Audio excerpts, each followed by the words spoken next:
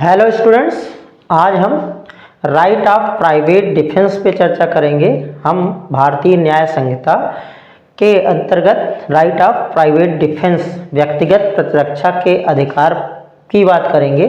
तो right of private defence भारतीय न्याय संहिता की धारा सेक्शन 34 से लेकर के सेक्शन 44 तक में दिया गया है। धारा 34 से लेकर के धारा 44 तक में दिया गया है। और अगर हम बात आईपीसी की करें तो right of private defence private प्रतिरक्षा के अधिकार का उल्लेख आईपीसी की धारा 96 से 106 तक में किया गया है। सेक्शन 96 से लेकर के 106 तक में किया गया है। यहाँ पे भी ये टोटल 10 सेक्शंस में कंटेंट है, सेक्शन 34 टू 44। और आईपीसी में भी सेक्शन 96 टू 106 टोटल 10 सेक्शंस में कंटेंट है। केवल सेक्शन नंबर का अंतर है, कंसेप्ट एंड प्रोविजंस सेम है एज इट इज। तो आइए स्टार्ट करते हैं। तो right of private defence private प्रतिरक्षा का अधिकार होता क्या है? तो किसी भी व्यक्ति के लोगों के पर्सन और प्रॉपर्टी को प्रोटेक्ट करने की जिम्मेदारी स्टेट की है। राज्य का यह दायित्व है कि वो लोगों के पर्सन को लोगों की शरीर एवं संपत्ति की रक्षा करे। लेकिन कोई भी राज्य कितना भी सशक्त क्यों ना हो, वो हर व्यक्ति की हर परिस्थितियों में रक्षा नहीं कर सकता है। कभी कभी ऐसी भी परिस्थितियां हो सकती हैं जबकि राज्य द्वारा प्रदान की जाने वाली law and order enforcing machinery उसको प्रोटेक्ट करने के लिए वहां पे अवेलेबल ना हो। तो उन परिस्थितियों में जबकि किसी व्यक्ति की सुरक्षा के लिए law and order enforcing machinery available नहीं है, तो वह अपने स्वयं के शरीर एवं संपत्ति की रक्षा कर सकता है। और किसी भी व्यक्ति के अपने स्वयं के शरीर एवं संपत्ति की रक्षा करने या किसी अन्य के शरीर एवं संपत्ति की रक्षा करने का अधिकार ही राइट ऑफ प्राइवेट डिफेंस कहलाता है। A person's right to protect his own body and property and to protect the body and property of other persons in the circumstances in which there is no protection from the side of the state enforcement machinery, or when the state machinery is not available due to any reason. In that case, a person's right to protect himself or to other persons is called right of private defense. तो इस तरीके से अगर हम defence की बात करें तो किसी भी व्यक्ति को सुरक्षित करने के लिए दो तरह के डिफेंस मैकेनिज्म है।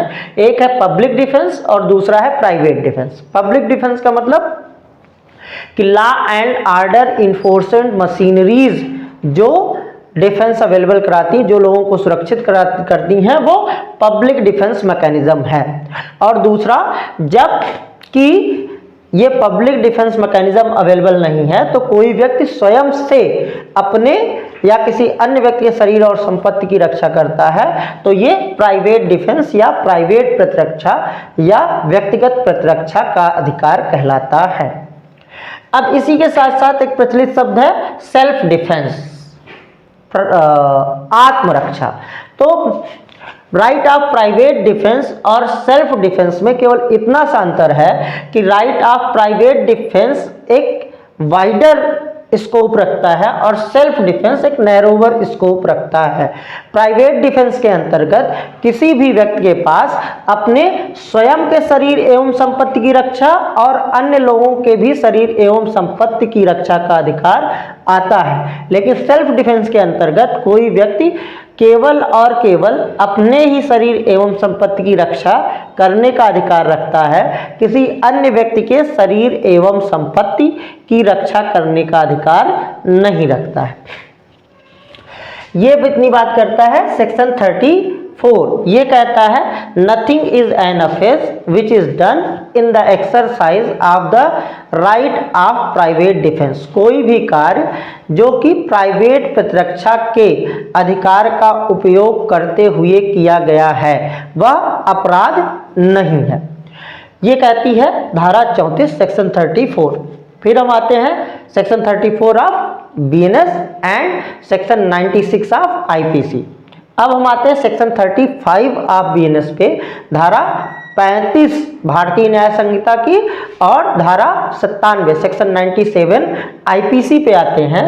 तो सेक्शन 35 बीएनएस बात करता है कि किसी भी व्यक्ति को right of private defence available है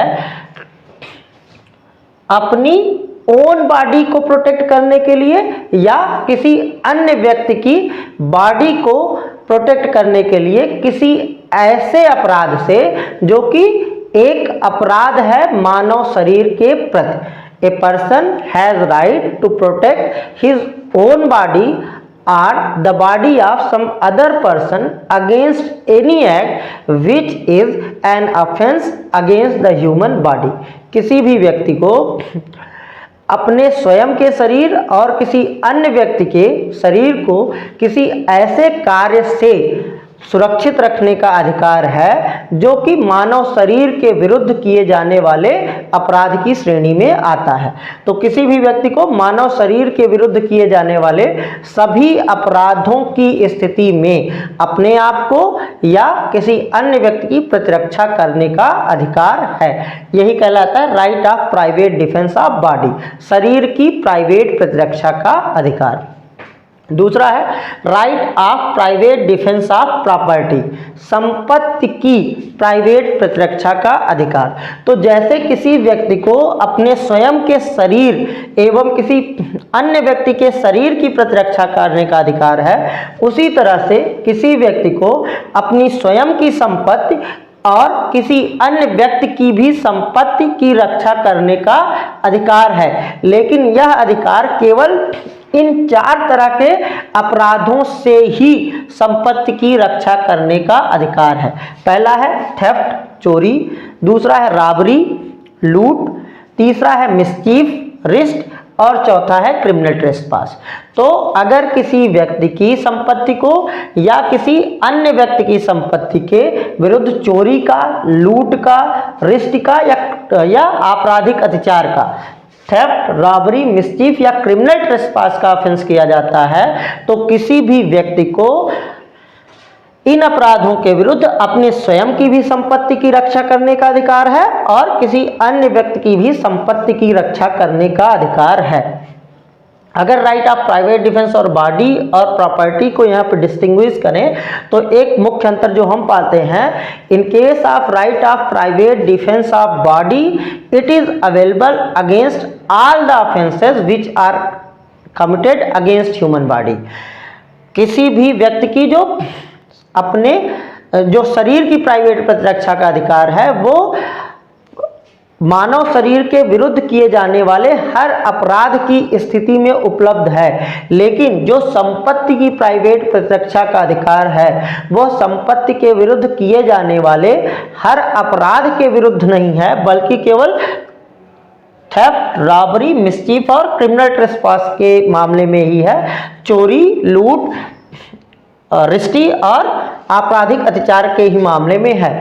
अब अगर हम बात करें जैसे डकैती की, तो डकैती का क्या है, डकैती रॉबरी का ही एक एग्रेवेटेड फॉर्म है। तो वहां पे क्या होता है, वहां पे रॉबरी के साथ साथ डकैती भी इंक्लूड हो जाएगी। तो आप ये ना समझे कि रॉबरी ही है तो डकैती नहीं आएगी, क्योंकि डकैती एग्रेवेटेड फॉर्म है रॉबरी का, इसलिए डकैती के अगेंस्ट भी ये right of private defence of property available है। लेकिन इन 4 तरह के अपराधों के अलावा संपत्ति के विरुद्ध किए जाने वाले किसी अन्य अपराध की स्थिति में ये अधिकार उपलब्ध नहीं है। एक महत्वपूर्ण प्रश्न उठता है कि क्या, चूंकि यहाँ पे वर्ड यूज किया गया है ऑफेंस, अगर कोई कार्य मानव शरीर के विरुद्ध अपराध है या संपत्ति के विरुद्ध, इन 4 अपराधों में से कोई अपराध है, तो एक प्रश्न उठता है कि क्या अनसाउंड माइंड के व्यक्ति द्वारा किए गए कार्य के विरुद्ध भी प्राइवेट प्रतिरक्षा का बचाव उपलब्ध है, या अगर किसी शिशु द्वारा कोई कार्य किया जाता है या किसी मत्त व्यक्ति द्वारा जिसको कि उसकी जानकारी या उसकी इच्छा के विरुद्ध कोई मादक द्रव्य दे दिया गया है, या कोई व्यक्ति जो मिस्टेक ऑफ फैक्ट के अंतर्गत कार्य कर रहा है, तो क्या उसके द्वारा किए गए कार्य के मामले में भी ये प्राइवेट प्रतिरक्षा का अधिकार उपलब्ध है। क्यों?